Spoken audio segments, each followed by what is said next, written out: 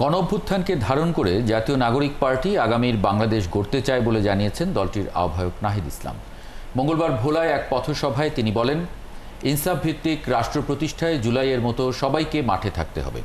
এ সময় দলের সিনিয়র যুগ্ম আহ্বায়ক সামান্তা শারমিন অভিযোগ করেন, মৌলিক সংস্কার করতে ব্যর্থ হয়েছে অন্তর্বর্তী সরকার। আরও জানাচ্ছেন শাহিদুজ্জামান সাকিব।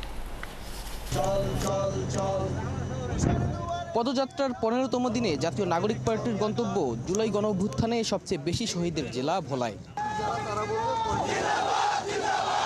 শহরে পৌঁছে পদযাত্রায় অংশ নেয় নাহিদ ইসলাম সহ কেন্দ্রীয় ও স্থানীয় নেতাকর্মীরা। এ সময় গণঅভ্যুত্থানের সময়কার বিভিন্ন স্লোগানের পুনরাবৃত্তি করেন তারা। পরে ভোলা প্রেস ক্লাব চত্বরে এক পথসভায় অংশ নিয়ে এনসিপির সিনিয়র যুগ্ম আহ্বায়ক সামান্তা শারমিন বলেন, ন্যূনতম মৌলিক সংস্কারও করতে পারছে না অন্তর্বর্তী সরকার। অন্তর্বর্তীকালীন সরকার মৌলিক সংস্কারের জন্য যে কাজগুলো করার দরকার ছিল সেই কাজগুলো ঠিক মতো করতেছে না। আমাদেরকে নজরে রাখা দরকার।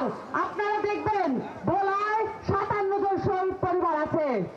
এই ৫৭ জন শহীদ পরিবারের দেখভালের দায়িত্ব জুলাই ফাউন্ডেশন নেয় নাই। দলের আহ্বায়ক নাহিদ ইসলাম বলেন, গণঅভ্যুত্থানকে ধারণ করে আগামীর বাংলাদেশ গড়বে এনসিপি। আমরা সেই গণঅভ্যুত্থানকে ধারণ করে নতুন বাংলাদেশ বিনির্মাণে, গণতান্ত্রিক বাংলাদেশ বিনির্মাণে, ইনসাফের বাংলাদেশ বিনির্মাণে, দায় ও দরদের বাংলাদেশের বিনির্মাণে শপথবদ্ধ হই। ভোলাবাসী কি শপথ নিচ্ছে? নতুন বাংলাদেশের জন্য শপথ হবে। এ সময় ২০২৪ সালের ১৫ই জুলাই আন্দোলনের স্মৃতি তুলে ধরেন নাহিদ ইসলাম। গণঅভ্যুত্থানে যেভাবে ভোলার সন্তানেরা অগ্রনায়ক ছিল, অগ্রসৈনিক ছিল, আমাদের এই লড়াইও ভোলাকে সামনে থেকে লড়াই করতে হবে, নেতৃত্ব দিতে হবে। ভোলাবাসী কি প্রস্তুত?